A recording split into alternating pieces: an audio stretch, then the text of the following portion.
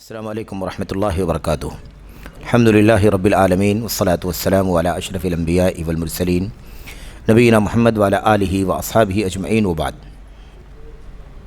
جدید مناہج کی حقیقت کے اس حلقے میں انشاءاللہ تبارک و تعالی سوال نمبر 55 کے جواب سے متعلق جو باتیں باقی بچی ہیں انہیں انشاءاللہ تبارک و تعالی پڑھیں گے۔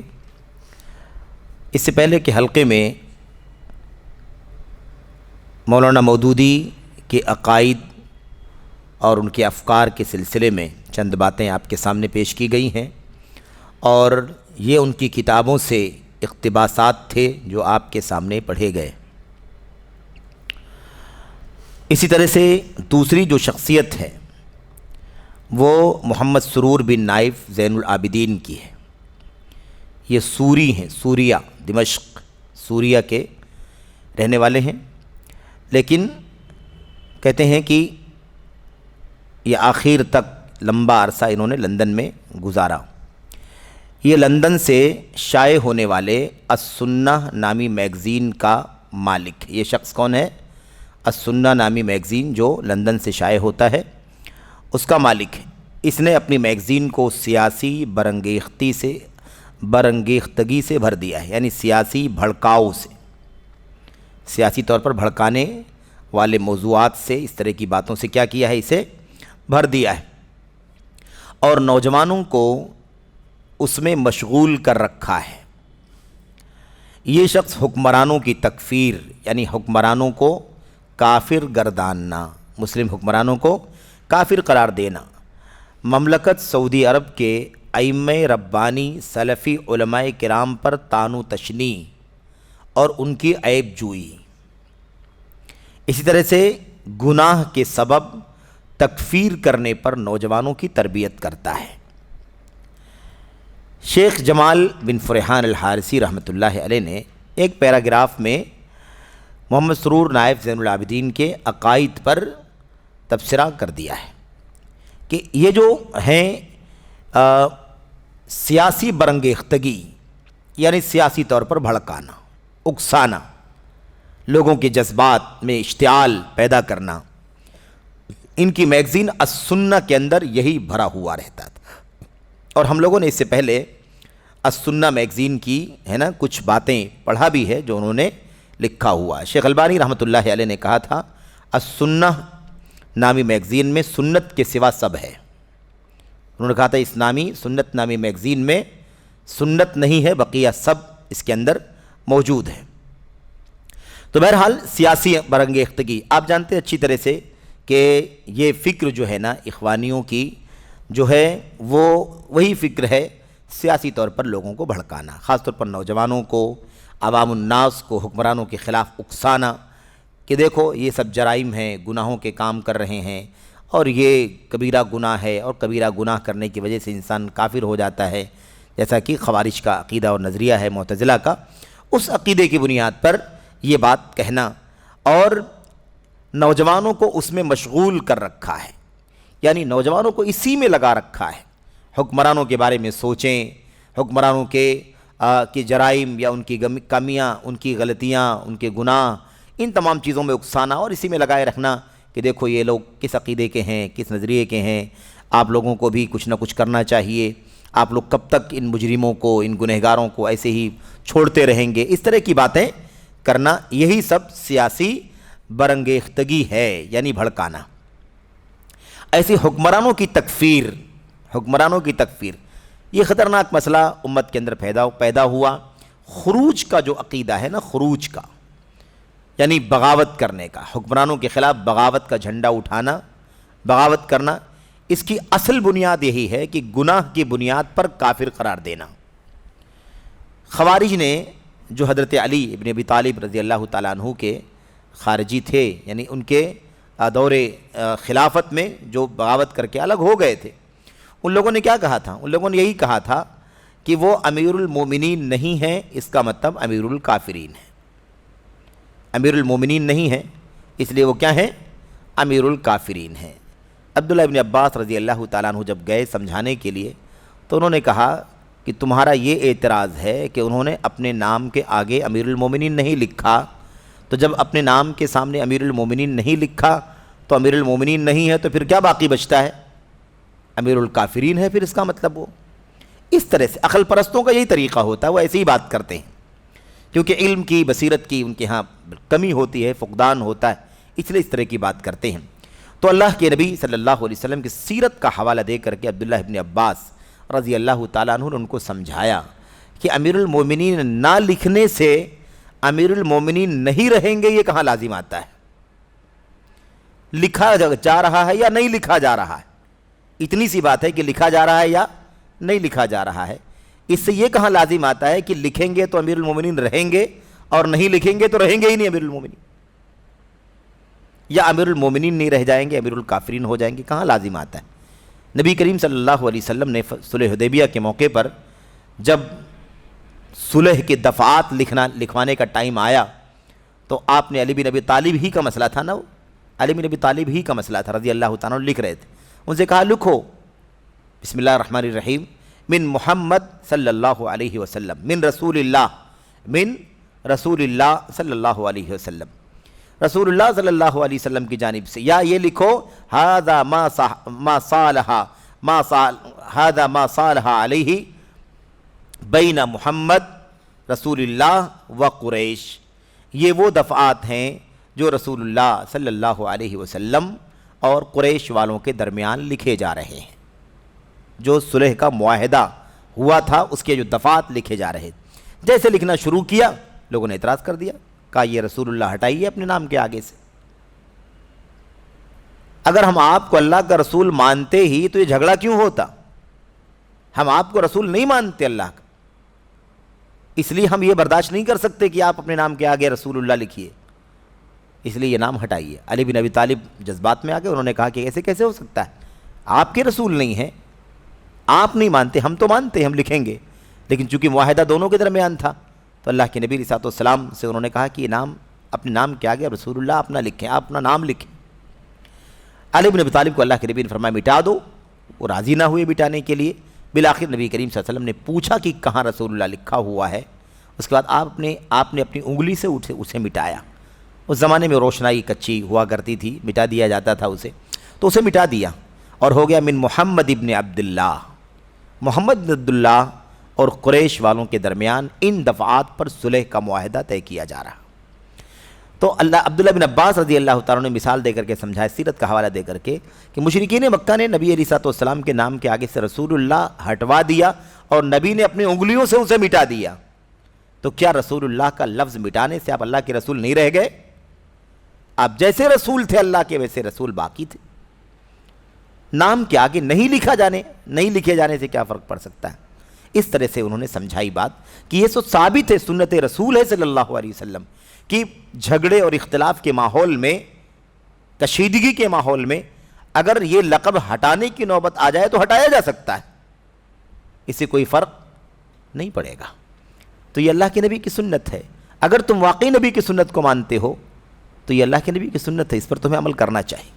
مطمئن ہو گئے، اور آئی تھی بات نا کہ 2000 لوگوں نے توبہ کر لیا، 6000 لوگوں میں سے 2000 لوگوں نے توبہ کر لیا، اور وہ آ کر کے علی بن ابی طالب سے مل گئے، بغاوت کا جھنڈا اٹھا رکھا تھا، اس سے انہوں نے توبہ کر لیا، اور بقیہ 4000 لوگ جو ہے وہ خروج اور بغاوت کی راہ پر چلتے رہے، اور وہ سب کے سب نہروان کی جنگ میں مارے بھی گئے، مطلب وہ سب کے سب مسلمانوں کے خلاف کھڑے ہوئے، وہ علی بن ابی طالب اور ہے نا مسلمانوں کے خلاف کھڑے ہوئے، وہ ظاہر سی بات ہے کہ یہ لوگ تیر اندازی کر رہے تھے، تیر چلا رہے تھے مسلمانوں کے اوپر، اور مسلمان بھی مقابلہ کر رہے تھے۔ تو کہنے کا مطلب یہ ہے کہ اس طرح سے یہ جو مسئلہ ہے تکفیر والا، وہ کہاں سے آتا ہے؟ وہ یہیں سے آتا ہے کہ پہلے ایک عقیدہ بنے گا خروج والوں کا، خارجیوں کا، ایسے ہی معتزلہ کا، کہ گناہ اگر بڑا ہو جائے تو انسان دائرہ اسلام سے باہر ہو جاتا ہے، تو مسلمان رہتا نہیں کافر ہو جاتا ہے، اور کافر جب ہو جائے تو پھر سب کچھ جائز ہے، اس طرح کا یہ عقیدہ بتلاتے ہیں، جبکہ یہ بھی غلط ہے۔ اگر کافر بھی ہو جائے تو بھی کیا ہے؟ غلط ہے، ایسا نہیں ہے جیسے یہ بتا رہے ہیں۔ اگر کھلم کھلا کفر بھی مسلم حکمران کر دے تو اس کو صرف اور صرف تہ تیغ ہی نہیں کر دینا ہے، اس کی شبہات کیا ہیں، اس کی غلطیاں کیا ہیں، اسے توبہ کروائی جائے، توبہ کر لے تو پھر وہ ہمارا ولی امر رہے گا، ہمارا حاکم رہے گا، کچھ تبدیلی نہیں ہوگی۔ لیکن اگر حجت قائم کرنے کے بعد کھلم کھلا کفر رہے، توبہ نہ کرے، تب جا کر کے یہ بات آئے گی کہ اس کے خلاف بغاوت کرنا جائز ہو جائے۔ تو ایسے نہیں ہے جیسے یہ بتانا چاہتے ہیں، ایسا نہیں ہے۔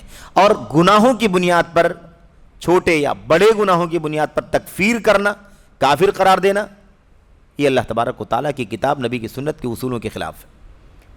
ایسا بالکل نہیں ہے۔ گناہ کبیرہ سے آدمی کافر نہیں ہوتا، گناہ کبیرہ کی بنیاد پر آدمی فاسق اور بدعمل ہو جاتا ہے، اور اپنی کلمہ توحید کی اقرار کی وجہ سے وہ مومن، وہ مسلمان رہتا ہے، ایمان والا رہتا ہے، صرف اور صرف اس بدعملی اور گناہ کی وجہ سے وہ فاسق، یعنی ایک مسئلے میں اطاعت کرنے سے نکل جاتا ہے، لیکن دین سے نہیں نکل جاتا ہے۔ اچھا، اس کے بعد کیا کہا؟ یہ شخص حکمرانوں کی تکفیر، اور اس کے بعد مملکت سعودی عرب کے ائمہ ربانی سلفی علماء کرام پر طعن و تشنیع اور ان کی عیب جوئی۔ کیوں؟ حکمران غلطی کر رہا ہے، اس کو کافر کہہ رہے ہیں لوگ، ٹھیک ہے۔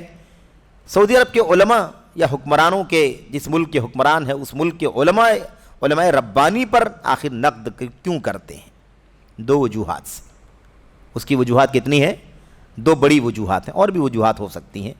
دو بڑی وجوہات۔ ایک وجہ یہ ہے کہ جو یہ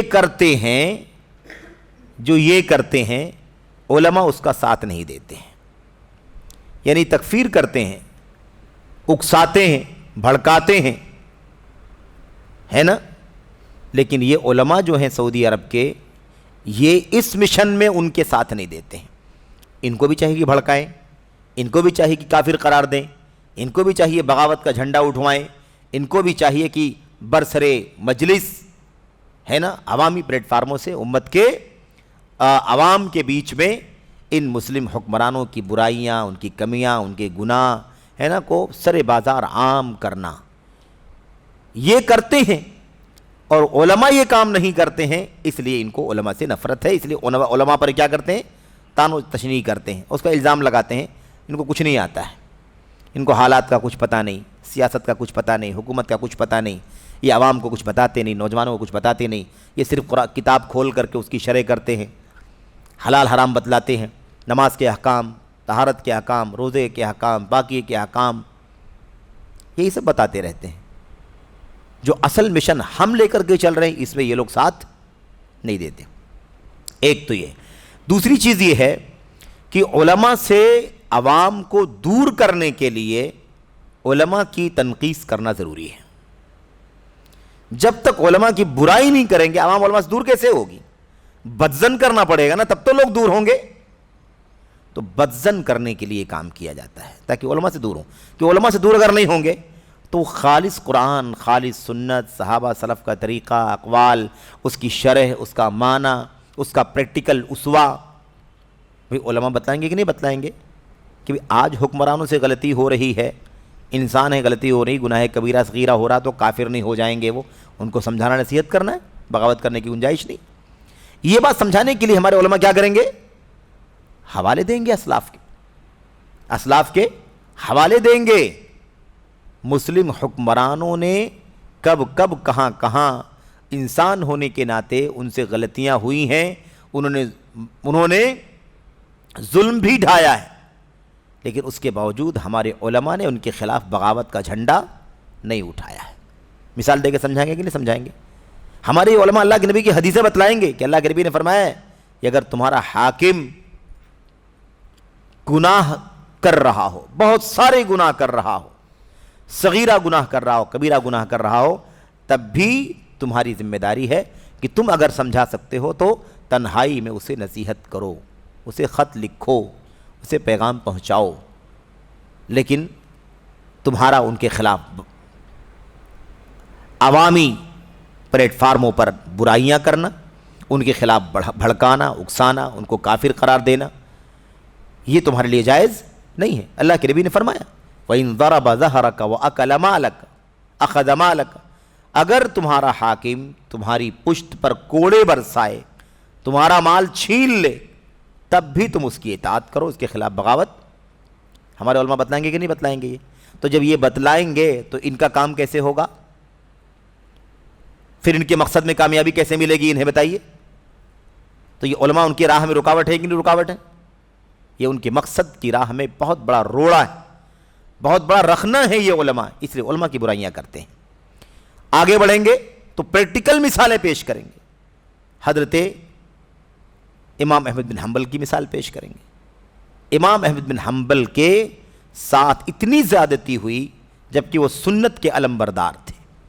قرآن کریم کے بارے میں خلق کا مسئلہ تھا کہ قرآن کریم اللہ کی مخلوق ہے، وہ زندگی بھر کہتے رہے قرآن کریم اللہ کی مخلوق نہیں ہے، اللہ کا کلام ہے، اور اللہ کا کلام اللہ کی صفت مخلوق کیسے ہو سکتا ہے؟ نہیں مانتا میں۔ کوڑے برسائے جاتے، بے ہوش ہو جاتے، لیکن کہتے یہی کہ کہنے کے لیے قرآن اللہ کی مخلوق ہے۔ ہاتھو شیئا من کتاب اللہ او شیئا من سنت رسول اللہ حتی اقول بہ، قرآن کریم کی کوئی آیت لاؤ، نبی کی کوئی حدیث لاؤ تاکہ میں بولوں اس کی روشنی میں کہ واقعی قرآن کریم مخلوق ہے۔ لیکن نہیں ہے تمہارے پاس کوئی دلیل قرآن کی سنت کی، تو میں کیسے بول دوں کہ قرآن کریم اللہ کی مخلوق ہے؟ کوڑے مارنا ہے مارو، جان لینا ہے لے لو، جیل میں ڈالنا ہے ڈال دو، لیکن میں یہ کام نہیں کر سکتا۔ اب آپ بتائیے، اتنا برداشت کرنے کے باوجود بھی حق پرست امام وقت کا اور 3-4 اور بڑے علماء تھے ان کے ساتھ میں، لیکن بہرحال وہ مطلب کہہ لیجئے ظلم کی تاب نہیں لا سکے۔ لیکن امام احمد بن حنبل رحمۃ اللہ علیہ کو اللہ تعالیٰ نے استقامت عطا فرمائی، دنیا کی نگاہیں امام احمد بن حنبل کی طرف تھیں، آپ جو کہہ دیں گے امت آپ کے ساتھ ساتھ میں رہے گی۔ وہ دیکھ رہے تھے کہ میرا مشن، میرا موقف کیا ہونا چاہیے۔ دونوں باتیں سمجھ لیں آپ، ایک تو اس مسئلے میں امام احمد بن حنبل کا موقف کہ قرآن کریم مخلوق نہیں ہے، اس پر آخری وقت تک ڈٹے رہے۔ 3 حاکموں کے دور میں مسلسل ظلم ہوتا رہا، ایک اپنے دور میں ظلم کرتا رہا، اس کا دور ختم ہوا، اگلا آیا اس نے بھی ظلم ہی کرتا رہا، تیسرا دور آیا اس نے بھی ظلم کیا، مسلسل 3 حکمرانوں کے دور میں مسلم ظلم کی چکی میں پستے رہے، ظلم و ستم کے پہاڑ ان کے اوپر توڑے جاتے رہے، لیکن یہ بات کبھی نہیں انہوں نے کہی کہ قرآن کریم مخلوق ہے۔ ساتھ ہی ساتھ جو دوسرا موقف ہے، پیغام ہے، وہ یہ ہے کہ اتنا ظلم کیے جانے کے باوجود بھی کبھی حکمرانوں کے خلاف عوام کو بھڑکانے کا کام نہیں کیا۔ کر سکتے تھے کہ نہیں کر سکتے تھے؟ بہت آسانی سے یوں للکار دیتے تو آگ لگ جاتی، نہ جانے کتنی جانیں چلی جاتی، نہ جانے کتنے عزتیں لٹ جاتی، نہ جانے کتنے املاک تباہ ہو جاتے۔ لیکن امام احمد جیسا امام وقت کا، امام و اہل سنہ کہا جانے والا امام یہ کام کیسے کر سکتا تھا؟ تو یہ ہمارے علماء یہ مثالیں پیش کریں گے کہ نہیں پیش کریں گے؟ اس کے باوجود دعائیں کرتے تھے وہ اپنے حکمرانوں کے لیے، اللہ ان کو ہدایت عطا فرما۔ وہ چاہتے تو بہت کچھ کر سکتے تھے، لیکن انہوں نے اس کا کوئی فائدہ نہیں اٹھایا۔ علم کا ہی رشتہ تھا، علم کا ہی رشتہ تھا، کبھی دنیا کی طرف، شہرت کی طرف، نام و نمود کی طرف وہ نہیں گئے، یا اس طرح کی بغاوت کا کبھی بھی کوئی ماحول نہیں بننے دیا۔ ہمارے علماء بھڑکائیں گے؟ ممکن نہیں۔ ہمارے علماء اکسائیں گے؟ کبھی ممکن نہیں۔ علماء کرام اصولوں پر چلتے ہیں، اللہ کے نبی کی حدیثیں، سلف کی زندگی، سلف کی سیرت، ان کے حوالے اسی پر چلتے، اس لیے یہ کام کبھی وہ نہیں کر سکتے تھے۔ اس لیے یہ محمد سرور نائف زین العابدین جو ہے، یہ سعودی عرب کے جو علماء ربانی ہیں ان پر طعن و تشنیع کرنے کا کام بھی کرتا رہا۔ ہم نے کہا نا 2 وجہ، ایک تو یہ کہ وہ لوگ عوام حکمرانوں کے خلاف اس طرح کی باتیں نہیں کریں گے، کبھی بھی نہیں، بغاوت کا، خروج کا ماحول نہیں بننے دیں گے، اور دوسری چیز ان کا مشن یہ ہوگا جس کا تذکرہ ہم نے بھی آپ کے سامنے کیا، امت کو صحیح رہنمائی کرنے کا کام کریں گے۔ تو جب صحیح سنت کی رہنمائی، سلف کے منہج کی رہنمائی کرنے والے یہ علماء اپنے مشن پر لگے رہیں گے تو یہ ان کے لیے بہت بڑے رکھنے کا، بہت بڑی رکاوٹ کا سبب ہوں گے۔ اس لیے ہمیشہ علماء کے خلاف، علماء کرام کے خلاف طعن و تشنیع، علمی حلقات کو دیکھ کر کے نفرت کرنا، ان علمی حلقات میں بیٹھنے والے طلباء کو اکسانا کہ تم یہ بخاری بیٹھ کے پڑھ رہے ہو، بخاری پڑھنے سے کیا ملے گا؟ مسلم پڑھ کے بیٹھ کے مسلم پڑھ رہے ہو، اسے کیا ملے گا؟ اور تم فقہ کی کتابیں پڑھ رہے ہو، ہے نا، تم فرائض کی کتابیں پڑھ رہے ہو، قرآن کی تفسیر پر، اس کو پڑھ کے کیا ملے گا؟ دنیا میں کتنا دنگا ہے، کتنا فساد ہے، یہ دیکھو فلاں ملک میں کیا چل رہا ہے، فلاں ملک میں کیا چل رہا ہے، وہ حاکم کیا کر رہا ہے، تم اس کی فکر نہیں کرتے۔ مسجد میں بیٹھ کر کے درس حاصل کرنے سے کیا ہوگا؟ اس طرح کی باتیں کر کے اکسانے کا کام یہ لوگ کیا کرتے تھے۔ تو یہ ہو گئی بات علماء ربانی کے خلاف سلفی علماء کرام پر طعن و تشنیع اور ان کی عیب جوئی، ان کی برائی۔ اور اس نقش قدم پر چلنے والے جتنے بھی ہیں سب آپ کو اسی موقف پر ملیں گے، اسی موقف پر ملیں گے۔ آپ نے دیکھا ہوگا ہمارے ملک کے اندر سلمان ندوی کا نام ابھی پچھلے چند مہینوں یا کہہ لیجیے پچھلے سال تک کافی چرچے میں رہا ہے، اور آئے دن وہ چرچے میں آتے رہتے ہیں، کچھ وقفے کے بعد پھر کوئی نئی بات، کچھ وقفے کے بعد پھر کچھ نئی بات، کبھی صحابہ کرام کے خلاف ہے نا زبان درازی کرنا، کبھی حضرت معاویہ کو ظالم اور غاصب کہہ دینا، کبھی حضرت ابو ہریرہ رضی اللہ تعالیٰ عنہ پر نقد کر دینا، یہ ان کا کام ہے۔ کبھی یہ سنت پرست کا کام نہیں ہو سکتا۔ صحابہ پر انگلی اٹھانے کا کام دو ہی لوگ کر سکتے ہیں، یا تو وہ غبی اور بدعقل ہوگا، کچھ اس کو شعور ہی نہیں ہوگا، اور یا تو وہ اندر کا کینہ ہوگا، اس کی ایمان کی کمزوری ہوگی کہ وہ صحابہ کرام پر زبان درازی کرے گا۔ اصول اور ضابطہ آپ جان لیجئے، کبھی کوئی سنت پر چلنے والا شخص صحابہ کرام پر انگلی نہیں اٹھا سکتا، کیونکہ وہ جانتا ہے کہ صحابہ کرام ہی امت اور قرآن و سنت کے بیچ میں ملانے کی کڑی ہے۔ صحابہ کرام ان پر انگلی اٹھانے کا مطلب قرآن کو بے وزن، قرآن کو غیر مستند ثابت کرنا ہے، سنت کو بے وزن قرار دینا ہے، غیر معتبر قرار دینا ہے۔ اگر صحابہ غیر معتبر ہیں تو پھر وہ جو باتیں منتقل کر رہے ہیں، جو باتیں وہ امت تک پہنچا رہے ہیں، وہ سب کے سب غیر معتبر ہو جائیں گے کہ نہیں ہو جائیں گے؟ یہ کام کبھی کوئی آدمی نہیں کر سکتا، سمجھ رہے ہیں؟ اسی لیے میں کہہ رہا سلمان ندوی کا نام ہم نے لے لیا، اس لیے لے لیا تاکہ لوگ واقف ہو جائیں کہ یہ شخص جو ہے اپنے عقائد میں، اپنی فکر میں، اپنے نظریے میں کس قدر سنت سے محروم آدمی ہے۔ کتنی بھی باتیں آدمی دین کا نام، قرآن کا نام، سنت کا نام لے کر کے کرے، یاد رکھیں قرآن و سنت کا نام لے کر ہی سارے فرقے اپنی اپنی باتیں کرتے ہیں، شبہات ہوتے ہیں، سنت سے محرومی ہوتی ہے، سلف امت کی راہ سے وہ محروم ہوتے ہیں، اس لیے اس طرح کی باتیں کرتے ہیں۔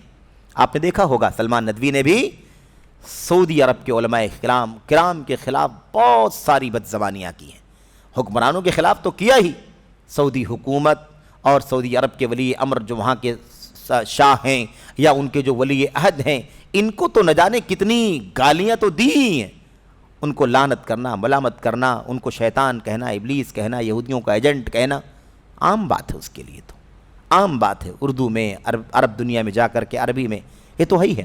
لیکن سعودی عرب کے علماء کو اور خاص طور پر ائمہ حرمین شریفین کو، کیونکہ ائمہ حرمین حرم مکہ کے منبر سے وہ میسج، وہ پیغام جو امت کو جانا چاہیے، وہ پیغام امت کو پہنچاتے ہیں۔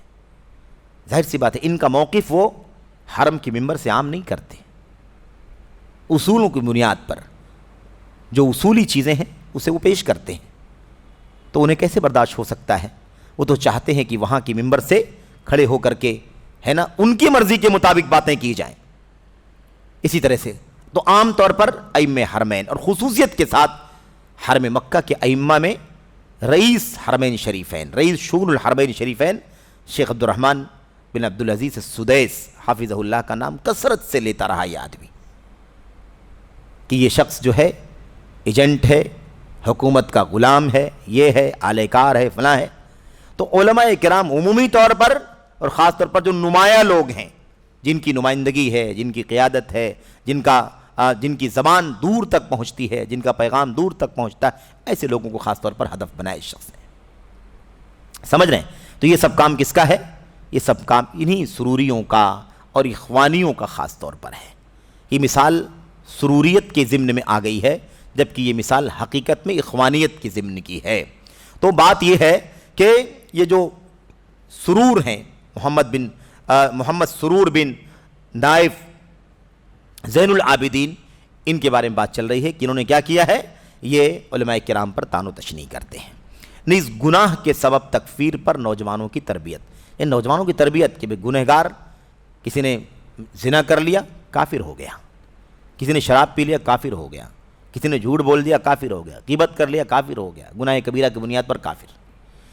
یہ تربیت نوجوانوں کی اسی عقیدے پر کرتا ہے، خارجیوں کی، خوارج کے عقیدے کی تربیت، معتزلہ کے عقیدے پر تربیت کرتا ہے امت کی، نوجوانوں کی، یہ اس کا کام ہے۔ شیخ آگے کہتے ہیں، شیخ جمال، میں طوالت کے باعث اعادہ نہیں کرنا چاہتا، یعنی بات لمبی نہ ہو جائے، لمبی بات سے بچنے کے لیے، طویل ہونے سے بچنے کے لیے میں دوبارہ لوٹانا نہیں چاہتا، یعنی بہت ساری باتیں میں دوبارہ یہاں ذکر نہیں کرنا چاہتا۔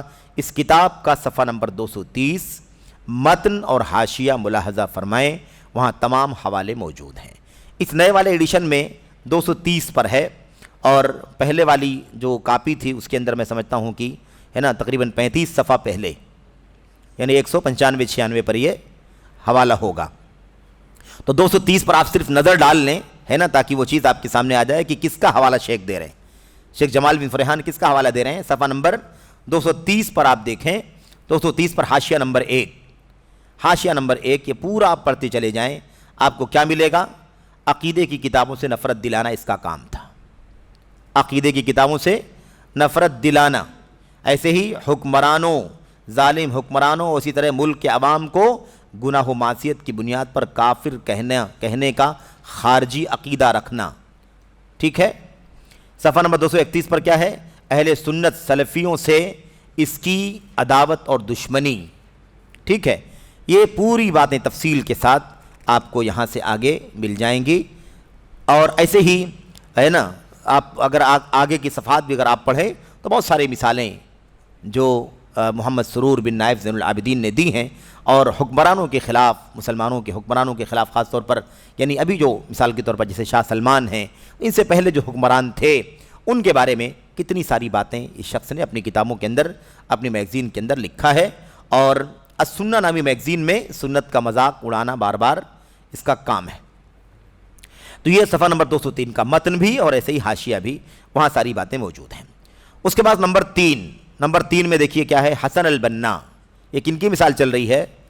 یہ ان لوگوں کی مثالیں چل رہی ہیں جنہوں نے اپنے افکار سے، اپنے باطل عقائد سے، اور ایسے ہی ہے نا اپنی کہہ لیجئے کہ بدعات سے امت کو گمراہ کرنے کا کام کیا ہے، اور ان لوگوں کے ناموں کے ساتھ اسی لیے رد کیا جا رہا ہے تاکہ لوگ ان کے افکار و نظریات سے، ان کے عقائد سے آگاہ ہو جائیں، تاکہ اپنے آپ کو ان سے بچا سکیں۔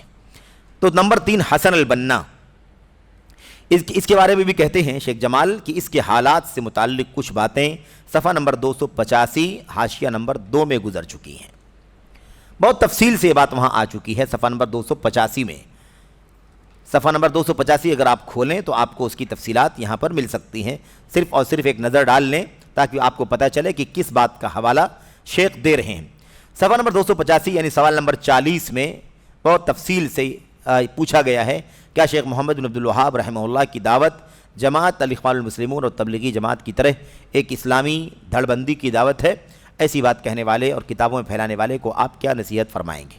یہ سوال تھا اور اس کا جواب، اس کے تحت اگر آپ تفصیل سے آپ دیکھیں تو حاشیہ نمبر 2 میں پوری تفصیل موجود ہے، حاشیہ نمبر 2 میں پوری تفصیل موجود ہے کہ ان کا عقیدہ کیا تھا، ان کے یہاں صوفیت پائی جاتی تھی، ان کے یہاں سنت کا اہتمام نہیں، عقیدے کی کوئی کتاب نہیں ہے نا، اور ایسے ہی قبروں مزاروں کا درشن کرنا، مزاروں پر جانا، پیدل چل کر کے جانا وغیرہ، یہ ساری باتیں اس کے اندر موجود ہیں۔ اور قصیدے کے اندر انہوں نے یہ بھی کہا تھا ھذا الحبیب مع الاحباب قد حضر وسامح الکل فیما قد مضى وجرى، یعنی ایک شعر بھی یہاں ذکر کیا گیا ہے ان کے اس قصیدے کا جو میلاد کے موقع پر پڑھا کرتے تھے قوالی میں، اس میں یہ شعر بھی ہے کہ نبی کریم صلی اللہ علیہ وسلم کے بارے میں انہوں نے کیا کہا؟ یہ محبوب اپنے چاہنے والوں کے ساتھ حاضر ہوا، یعنی محمد صلی اللہ علیہ وسلم اپنے چاہنے والوں کے ساتھ حاضر ہوئے اور تمام لوگوں کے پچھلے تمام گناہوں کو معاف کر دیا۔ یہ عقیدہ اللہ کے نبی صلی اللہ علیہ وسلم کے بارے میں، یہ حسن البنا کا اپنا عقیدہ ہے۔ اچھا، تو یہ سرسری طور پر یہ چند باتیں آپ کے سامنے آ گئی۔ اس کے بعد ایک بات اور بھی ہے، ایک اور نام ہے آگے سید قطب کا۔ سید قطب کے بارے میں کچھ تفصیلات پہلے بھی گزر چکی ہیں، کچھ تفصیلات پہلے بھی گزر چکی ہیں عقیدے کے باب میں. نمبر 4 کہتے ہیں سید قطب. عقیدے کے باب میں اس کی کچھ باتیں ذکر کی جا چکی ہیں. صفحہ نمبر 195 حاشیہ نمبر 2 اور ایسے ہی کیا ہے آگے جلد نمبر صفحہ نمبر 246 حاشیہ نمبر 2 اور صفحہ نمبر 246. اس کے اندر بھی یہ ساری تفصیلات آپ دیکھ سکتے ہیں. صفحہ نمبر 195 بھی کھول کر کے دیکھیں اور ایسے ہی آگے والا حوالہ بھی آپ دیکھیں. اس کے اندر انشاءاللہ تبارک و تعالی سید قطب کے بارے میں چند باتیں آپ کو مل جائیں گی اور تفصیل کے ساتھ یہ ساری باتیں یہاں پر لکھی ہوئی ہیں. تو خلاصے کلام یہ ہے کہ اس شخص کے بارے میں چند باتیں لکھی ہوئی ہیں پہلے اور کچھ باتیں یہاں بھی لکھ رہے ہیں شیخ. کچھ باتیں شیخ یہاں بھی نوٹ کر رہے ہیں. مثال کے طور پر کہتے ہیں رہا معاملہ اس کے عثمان رضی اللہ عنہ کی تنقیص اور عیب جوئی کرنے کا تو اس نے اپنی کتاب العدالت الاجتماعیہ فی الاسلام کو اس سے بھر رکھا ہے. یعنی ایک بات یہاں پر اور اضافی بیان کر رہے ہیں کہ حضرت عثمان غنی رضی اللہ تعالیٰ عنہ کے سلسلے میں ہے نا سید قطب نے اپنی کتاب العدالت الاجتماعیہ فی الاسلام کے اندر کیا لکھا ہے. طعنہ کرنا، تشنیع کرنا، عیب جوئی کرنا، الزام لگانا، بہتان باندھنا حضرت عثمان غنی کے خلاف اس کتاب میں بھرا ہوا ہے. العدالت الاجتماعیہ فی الاسلام نامی کتاب میں ایک مثال دے رہے ہیں. کہہ رہے ہیں اس کو پڑھیں. کہتے ہیں چنانچہ لکھتا ہے سید قطب کے بارے میں. کہتے ہیں کہ سید قطب کیا لکھتا ہے؟ بلا شبہ حکمرانی کا یہ تصور عثمان غنی رضی اللہ تعالیٰ عنہ کے عہد میں کچھ بدل چکا تھا. حکمرانی کا تصور کون سا تصور؟ یہ تصور کہہ رہے ہیں نا. کون سا تصور؟ حضرت ابو بکر اور عمر رضی اللہ تعالیٰ عنہ کے دور کا. یعنی جو تصور حکمرانی کا ابو بکر عمر کے زمانے میں تھا یہ تصور حضرت عثمان رضی اللہ تعالیٰ عنہ کے عہد میں کچھ بدل چکا تھا. اگرچہ اس کے باوجود بھی اسلام کے حدود میں باقی تھا. شکریہ ادا کریں کہ اسلام کے حدود سے باہر نہیں نکالا عثمان غنی کو. یعنی گویا کہ ایسا لگ رہا ہے کہ مطلب وضاحت کر رہے ہیں کہ اسلام سے باہر نہیں نکلا تھا، بس آخری موڑ پر تھا. کہتے ہیں اگرچہ اس کے باوجود بھی اسلام کے حدود میں باقی تھا. کتنا بڑا مطلب انداز ہے، کتنا برا انداز ہے یہ عثمان غنی کے بارے میں اس طرح کا جملہ استعمال کرنا. عثمان غنی رضی اللہ تعالیٰ عنہ نے جب خلافت کا منصب سنبھالا تو بہت عمر رسیدہ ہو چکے تھے. اب یہ سب ماحول بنایا جا رہا ہے کہ یہ برائیاں کمیاں کیوں پائی جاتی تھیں. ان کے بعد مروان بن حکم آیا جو اسلام سے بہت زیادہ ہٹ کے معاملات میں تصرف کرتا تھا. دیکھا آپ نے کیا کہا عثمان غنی کے بارے میں کہ عثمان غنی رضی اللہ تعالیٰ عنہ کا جو دور حکومت تھا اس میں حکمرانی کا انداز ابو بکر اور عمر سے بدل چکا تھا. بھی اللہ کے نبی صلی اللہ علیہ وسلم نے مطلب پیشین گوئی جو فرمائی تھی میرے بعد خلافت علی منہاج النبوہ، میرے بعد خلافت نبوت کے منہج پر، نبوت تو ختم ہو جائے گی لیکن نبوت کے راستے پر چل کر کے جو خلافت چلے گی وہ 30 سال تک رہے گی. اس 30 سال میں 12.5 سال اکیلے عثمان غنی رضی اللہ تعالیٰ عنہ کا ہے. اور کیا کہا؟ بدل چکا تھا. مجھے کہنا کیا ہے؟ یہ الزام عثمان غنی پر جتنا ہے اس سے کئی گنا زیادہ کس پر ہے؟ نبی کریم صلی اللہ علیہ وسلم کے اوپر. آپ کہتے ہیں کہ میرے بعد خلافت 30 سال رہے گی، جو نبوت کے راستے پر خلافت چلے گی. اس کے بعد کمیاں آئیں گی، 30 سال کے بعد کمیاں آئیں گی، اس منہج کے اندر کمزوریاں آئیں گی، لیکن 30 سال تک خلافت کا نظام نبوت کے طریقے پر چلے گا. اور یہ کہہ رہے ہیں کہ بدل گیا تھا. اب بتاؤ اللہ کے نبی علیہ الصلوۃ والسلام کی باتوں کو ہم تسلیم کریں کہ وہ طریقہ نبوت پر خلافت رہے گی 30 سال تک، یا سید قطب کو پڑھ لیں اور ان کو مان لیں کہ نہیں بھائی اس 30 سال میں 12.5 سال تک تو ایسے ہی کیا ہو گیا تھا، ہٹ چکے تھے. وہ پورا نظام بدلا ہوا تھا، ابو بکر عمر کے زمانے والا نظام نہیں چل رہا تھا. اچھا اس کے بعد اس کے باوجود بھی اسلام کے حدود میں باقی تھا. یعنی برائیاں بہت آ چکی تھی، کافی بدل چکا تھا، ان کے بولنے کے حساب سے کافی بدل چکا تھا، لیکن اتنا نہیں تھا کہ مطلب ہم ان کو اسلام سے باہر نکال دیں، اس کو اسلام کے دائرے میں مانتے ہیں، لیکن تبدیلی کافی آ چکی تھی۔ یہ جملے ایک طرف، اور نبی کریم صلی اللہ علیہ وسلم کی پیشین گوئیاں، نبی کریم صلی اللہ علیہ وسلم کی پیشین گوئیاں جو آپ نے مدح و ثنا فرمائی عثمان غنی رضی اللہ تعالیٰ عنہ کی، وہ بھی آپ پڑھ کر کے دیکھیں۔ اللہ کے نبی صلی اللہ علیہ وسلم نے عثمان غنی رضی اللہ تعالیٰ عنہ کے بارے میں فرمایا تھا، ایک دور فتنوں کا دور آئے گا، انہا ستکون فتنہ، فتنہ آئے گا۔ اللہ کے نبی سے صحابہ نے پوچھا، اللہ کے نبی اس فتنے کے دور میں ہمیں کس کے ساتھ رہنا چاہیے؟ جب وہ فتنہ آئے گا، اگر ہم زندہ رہیں، ہمارے وقت میں اگر آیا تو ہمیں کس کے ساتھ میں رہنا چاہیے؟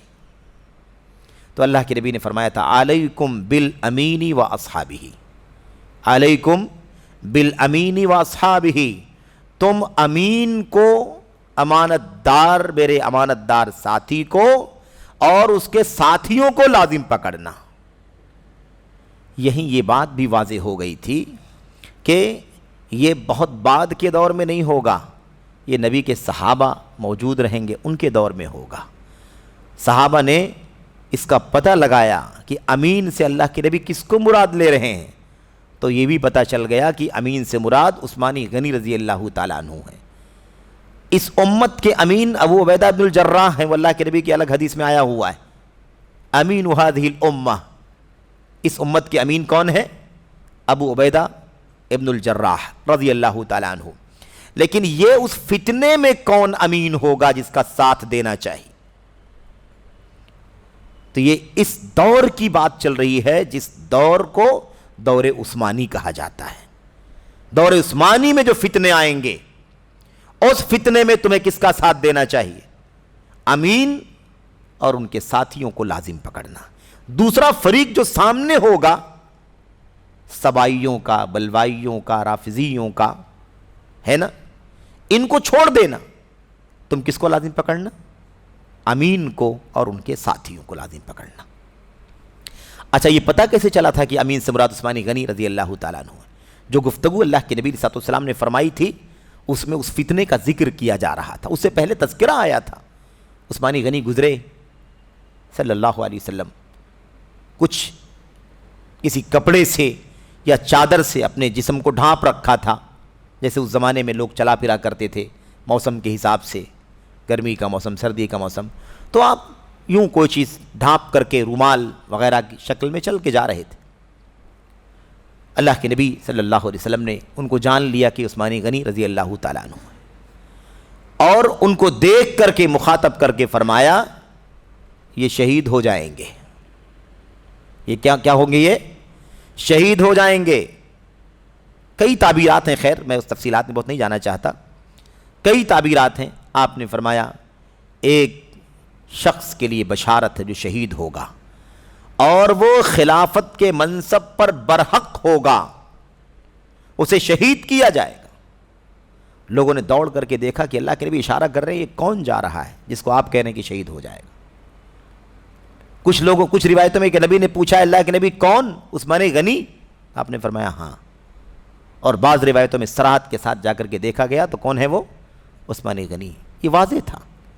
اس وقت اللہ کے نبی نے صلی اللہ علیہ وسلم نے فرمایا تھا کہ بڑا فتنہ رونما ہوگا، اس میں شہید کیے جائیں گے۔ مستبرن بالحق القائم علیہ، حق پر قائم رہنے والا اور حق دینے والا خلیفہ ہوں گے یہ، اور انہیں شہید کیا جائے گا۔ اس فتنے میں صحابہ نے پوچھا کس کے ساتھ میں ہم رہیں گے؟ اللہ کے نبی نے فرمایا تم امین کو اور ان کے ساتھیوں کو لازم پکڑنا۔ یہ ایک پس منظر کی بات ہے۔